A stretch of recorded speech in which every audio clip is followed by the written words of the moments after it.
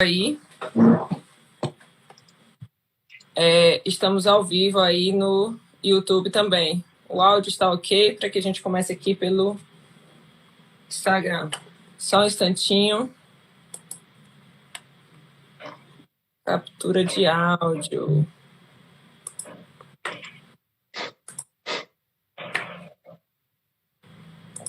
Consegue me ouvir agora? No YouTube, quem está pelo YouTube?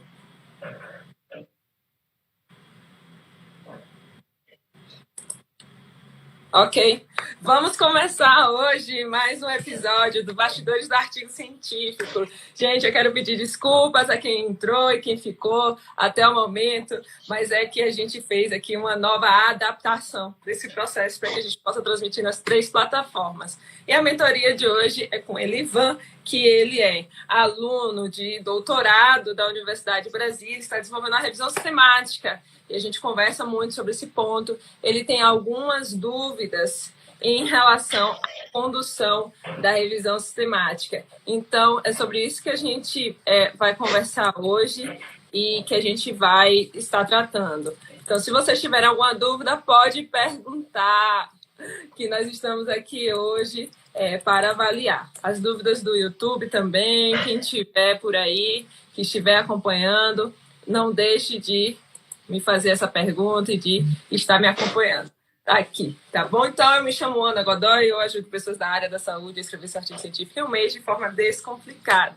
E hoje ele vai estar aqui para que a gente possa conversar um pouco mais e entender sobre essas dúvidas. Me conte, me pergunte, quais são suas dúvidas na hora de escrever um artigo científico, especialmente em revisão sistemática? Então, Ana, bom dia. É sempre bom estar aqui novamente, né? Eu estou na fase quase concluindo a revisão sistemática e sempre tem algumas dúvidas. A primeira dela que eu me deparei foi a questão da heterogeneidade, que na meta-análise que eu fiz, que é uma revisão sistemática de prevalência de anemia em gestantes das Américas, e na meta-análise deu uma heterogeneidade muito alta. Aí a primeira dúvida que eu tive é, além da análise de subgrupo que eu fiz, que foi por meio do continente, busquei justificativa na literatura, alguns pontos que pudessem justificar essa alta heterogeneidade que deu de 96%. Queria saber qual outro método que eu posso utilizar para investigar essa heterogeneidade, essas fontes de heterogeneidade. Bem, é muito interessante essa sua pergunta, Elivan, porque muitas vezes a gente está fazendo revisão sistemática e a gente precisa entender um pouco melhor o que é a revisão sistemática, o que isso significa na nossa prática e o que é a tal da heterogeneidade. Bem, o que eu quero pensar sempre com a heterogeneidade e com o dado, a informação, é que a heterogeneidade tem como papel e função mostrar para a gente, na prática, o quanto que esses estudos eles são diferentes entre si, ou seja, o quanto que eles apresentam uma diferença metodológica ou uma diferença estatística durante essa nossa avaliação e durante esse nosso processo de se pensar cientificamente. Então, quando a gente tem uma heterogeneidade muito alta, especialmente em estudos de prevalência, que é o que você está conduzindo, o que você está fazendo, a gente acaba demonstrando que há uma diferença muito grande entre esses estudos. A análise de subgrupo, por exemplo, é uma estratégia que a gente adota para a gente conseguir fazer essa avaliação e a gente conseguir aplicar todo esse nosso conhecimento e tentar identificar.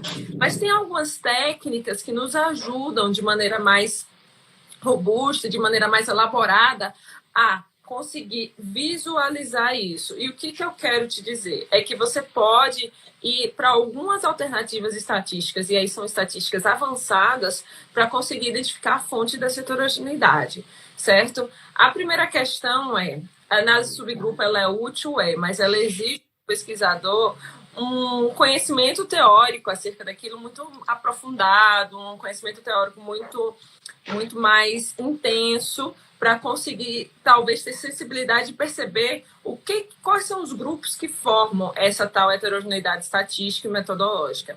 Agora, o segundo ponto que a gente vai considerar e que a gente sempre vai pensar também é um gráfico de Galbraith que a gente tem, que a gente pode utilizar para identificar essa heterogeneidade com mais tranquilidade. O que esse gráfico faz? Ele vai ali, compara os estudos e diversos estudos que estão sendo conduzidos e avaliados. Ele vai comparar aquilo dali e vai dizer assim, olha, eu tenho tanta diferença aqui por causa da estatística que pode justificar, de algum modo, essa nossa construção, essa nossa ideia de que a heterogeneidade é alta. Então, esse gráfico, ele faz o quê? Ele mostra uma imagem com vários pontinhos e a distribuição onde está cada resultado desse. E aí, essa informação, essa identificação da heterogeneidade de uma maneira mais rápida, otimiza o meu processo. Por quê?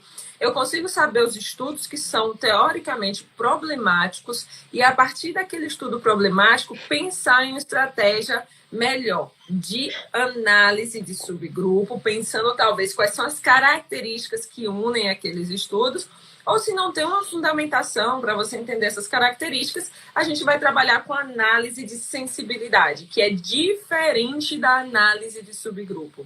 A análise de sensibilidade, ela é o quê? Ela é pautada na nossa construção e na nossa ideia de que a informação ela é fundamentada somente na estatística e não na teoria. Então, assim, se eu pudesse lhe dar uma recomendação do seu artigo, especialmente que é de prevalência e tem alta heterogeneidade, é que você aplique esse gráfico, veja se você consegue identificar algum ponto ali que está discrepante e aplique essa ideia da análise de sensibilidade, que é o quê? É separar, sim, em grupos a sua avaliação, porém, não é análise de subgrupo, porque você está fazendo isso aí arbitrariamente. E foi importante você mencionar isso, que eu fiz a análise de sensibilidade, o gráfico de Galbraith. Só que aí entrou outra dúvida, que foi a questão. Foi identificado 2 estudos que possivelmente são fonte de heterogeneidade. São estudos de uma qualidade metodológica boa. Aí eu travei nisso. Se esses são fontes, são estudos de uma boa qualidade metodológica, o que é que eu faço? Eu removo ele da análise por ser fonte de heterogeneidade ou eu apenas mantenho e justifico que, apesar de ser uma fonte de heterogeneidade, são estudos de boa qualidade metodológica, sabe? Eu travei exatamente nesse momento. Isso é interessante pensar, porque por muito tempo a gente aprendeu e entendeu que a lógica da construção de uma revisão sistemática é os artigos são ruins, a gente vai tirar os artigos de campo, não vou ficar utilizando. E aí eu só vou trabalhar com artigos bons. Então, tudo isso que a gente vai sempre pensando. Agora, a ideia daqui para frente é o quê? Que a gente vai estar construindo, que a gente vai estar avaliando. É que a gente possa ter clareza das informações, que a gente possa ter clareza de alguns aspectos, porque tudo isso acaba gerando essa distinção. E qual é a clareza? O meu método. Se o estudo ele é de baixa qualidade metodológica, ele não significa que você precisa retirar. Se ele é de alta qualidade, produziu heterogeneidade, você também não vai retirar. Então, você vai aplicar uma análise de sensibilidade para dizer assim, olha, se eu retirar esses estudos, o meu resultado é esse. Mas eu estou te mostrando essa evidência no meu artigo científico. Isso não significa, na prática, que eu vou, de fato, ali executar ou fazer aquela avaliação, aquele ponto, tá? Então, é o seguinte, você mostra o resultado geral e mostra o resultado da análise de sensibilidade. Então, você tem que mostrar os 2 resultados no seu artigo. Ok. Esclareceu muito. Já me ajudou muito, sem dúvida. Outra dúvida que eu tenho, professor, é a questão da utilização lá do funnel plot para avaliação do viés de publicação. Se é importante eu realizar também o teste estatístico, como o de Egg, ou só se esse teste gráfico, esse funnel plot, já é o bastante para eu incluir na minha revisão sistemática?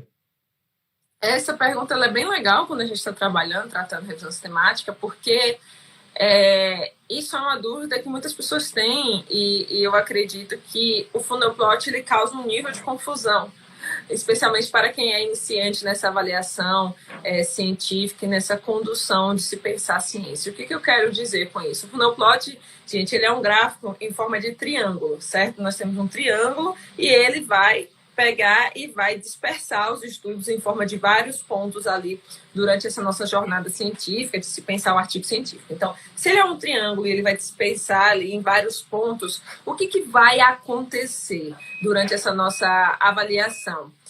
A gente vai ter que identificar se houve heterogeneidade ou não. Então, o gráfico, muitas vezes, causa essa confusão, porque a dispersão é entendido por muitas pessoas como um sinal de heterogeneidade, é um sinal de avaliação. Então, com tudo isso, a gente vai pensar o quê? Vai pensar que a ideia de se fazer esse conteúdo, de se fazer toda essa informação, pensando nessa dispersão e que eleva essa heterogeneidade estatística, precisa ser controlada de algum jeito. Mas se eu tenho dúvida de identificar isso durante o meu gráfico, de identificar isso durante a minha avaliação, eu recomendo que é necessário que vá para o teste de Egger, tá? E o que eu quero te dizer com isso, com essa questão, essa necessidade do teste de Egger? É que a gente precisa, talvez, ter certeza. Então, se há uma pessoa iniciante que ainda não tem clareza da interpretação do gráfico, eu recomendo fortemente que faça o teste de Egger de forma adicional para conseguir interpretar um pouco a mensagem que o gráfico quer trazer, porque nem sempre a gente tem a oportunidade de discutir e de estar avaliando isso. Agora, se é uma pessoa com mais experiência, como é que ela vai interpretar esse gráfico? Como é que ela vai entender a informação desse gráfico?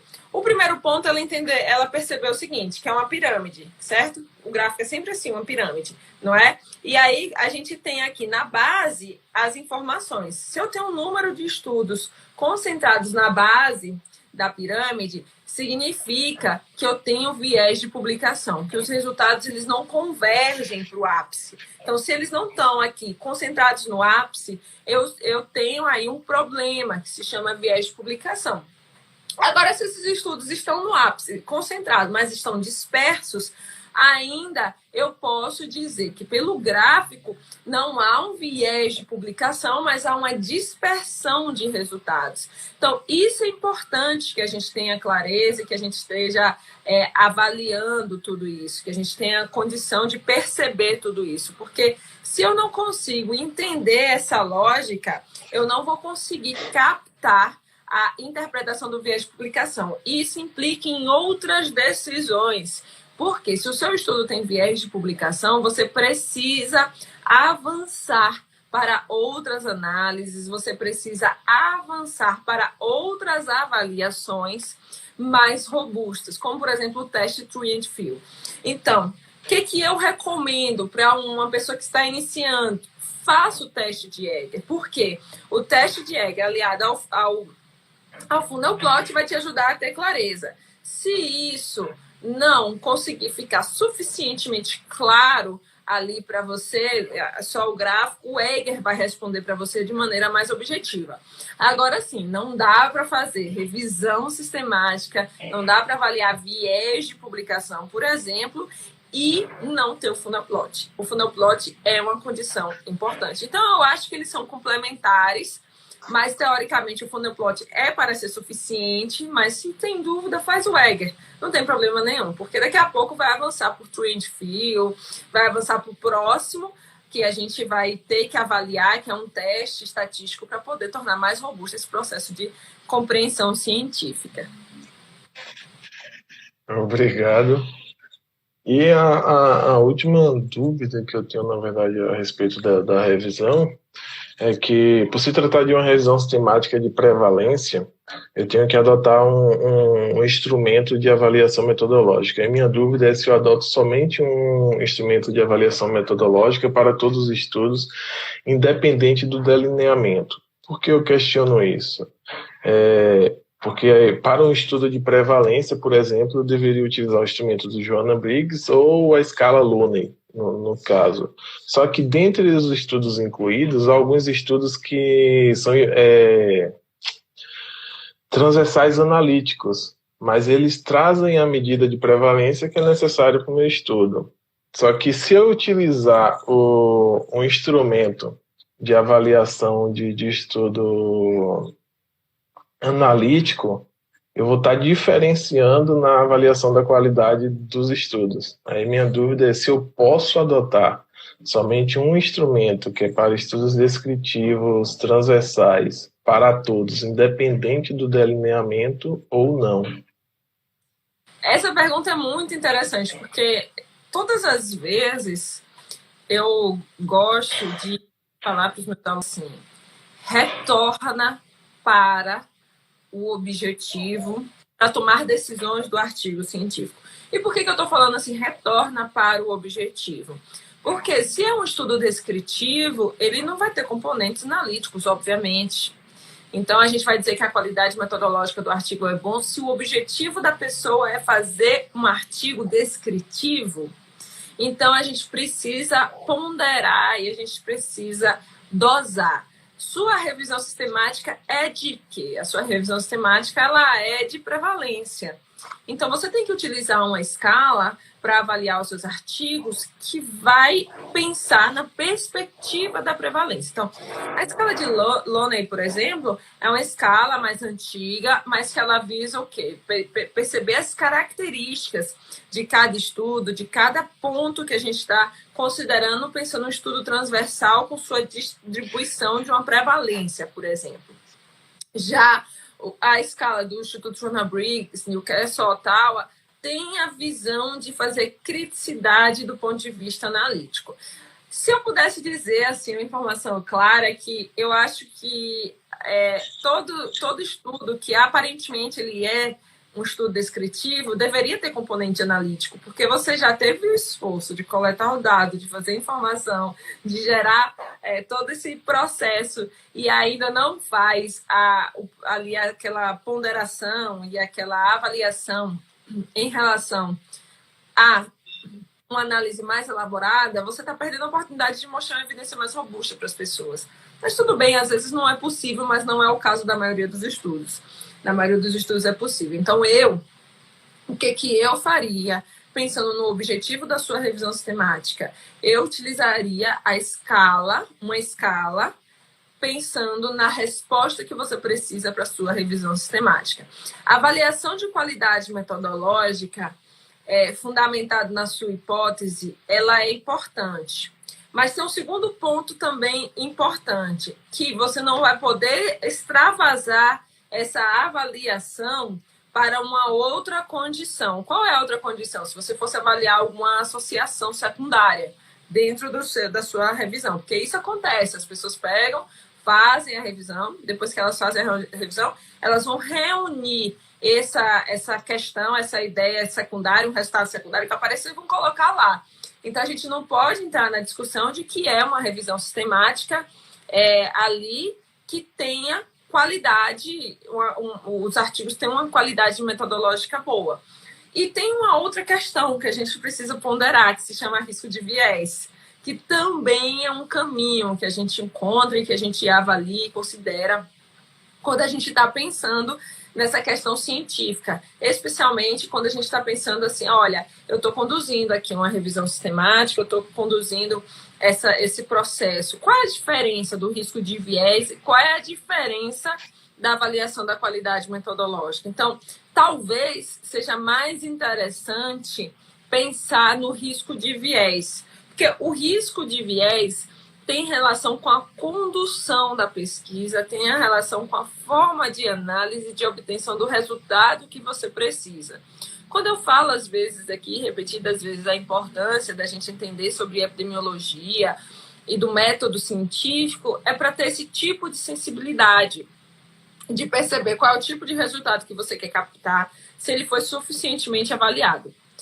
Um exemplo prático disso, que a gente tem que ter em mente, que a gente tem que pensar. Por exemplo, se você está aí fazendo um estudo de prevalência, talvez para uma meta-análise de prevalência, talvez seja mais interessante para a sua meta-análise de prevalência você ter aí, dentro dessa questão, um ponto crítico da representatividade da sua amostra, que isso precisa ser visto e avaliado no instrumento.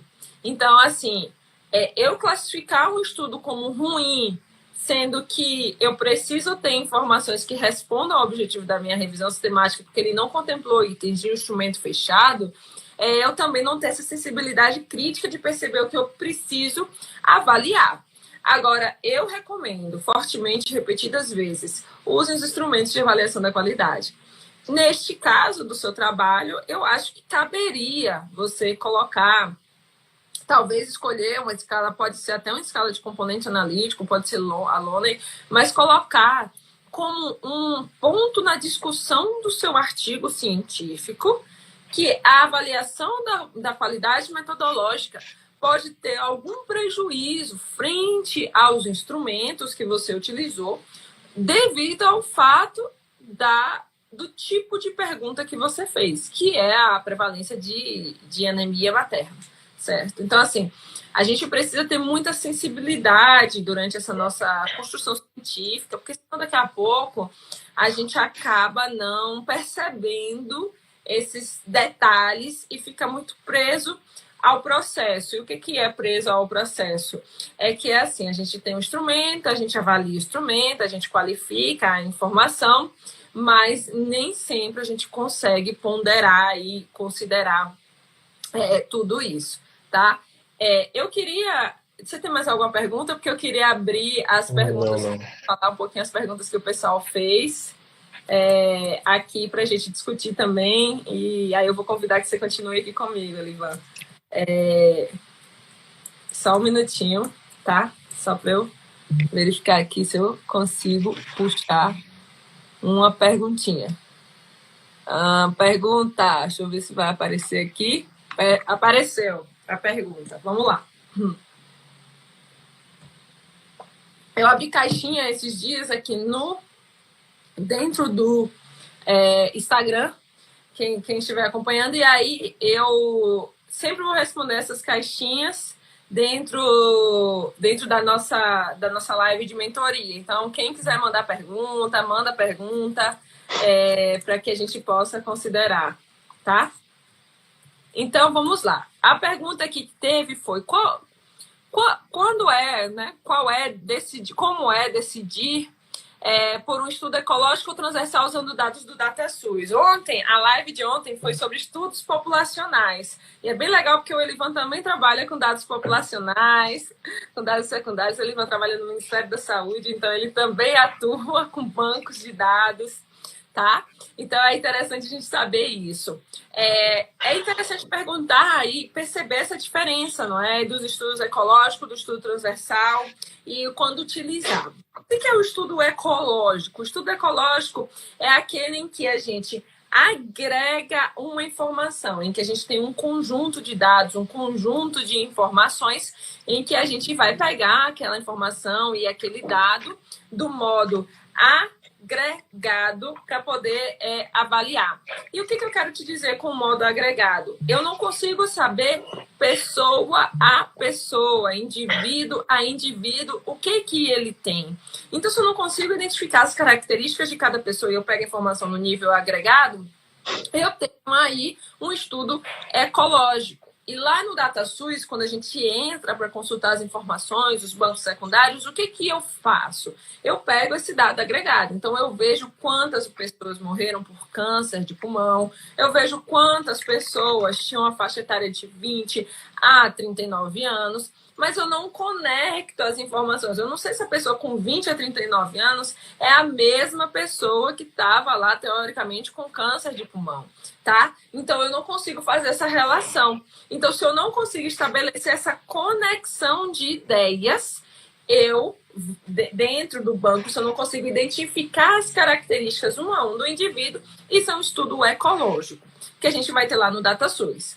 Mas o DataSUS tem ainda um ponto, uma informação que a gente trabalha, que a gente usa, que é o microdado. O que é o microdado? É a informação caso a caso, é a informação individual, ou seja, cada pessoa que está lá tratando, avaliando ali, que está sendo considerada, tem a sua resposta objetiva. Então, eu vou saber que a pessoa de 20 anos morreu devido à Covid-19, por exemplo, a pessoa de 80 morreu devido ao câncer de pulmão. E por que eu estou falando isso? Porque com o microdado eu saio do campo da história do estudo ecológico e vou para o campo, para a história do estudo, que pode ser um estudo transversal, tá? Então, a decisão do tipo de estudo utilizando um dado secundário, utilizando uma informação, ela acontece, ela se dá aí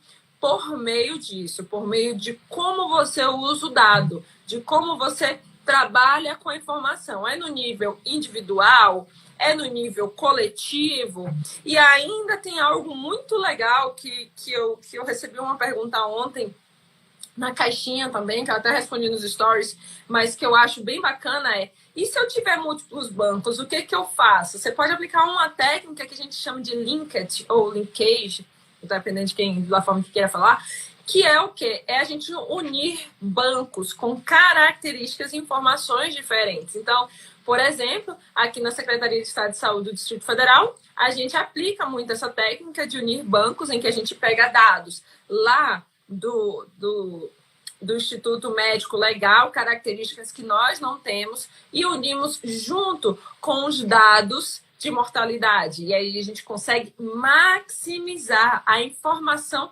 relacionada com aquele sujeito. Bem, neste caso, especialmente aqui, a gente precisa de uma aprovação do Comitê de Ética. Mas se os bancos tiverem uma codificação em comum, por exemplo, o banco tem lá o número 1, 2, 3 com a identificação dos indivíduos e o outro também 1, 2, 3 representando o mesmo indivíduo, aí a gente vai conectar essa ideia de maneira mais tranquila e mais fácil durante essa avaliação. Deixa eu ver aqui a outra pergunta que teve aqui.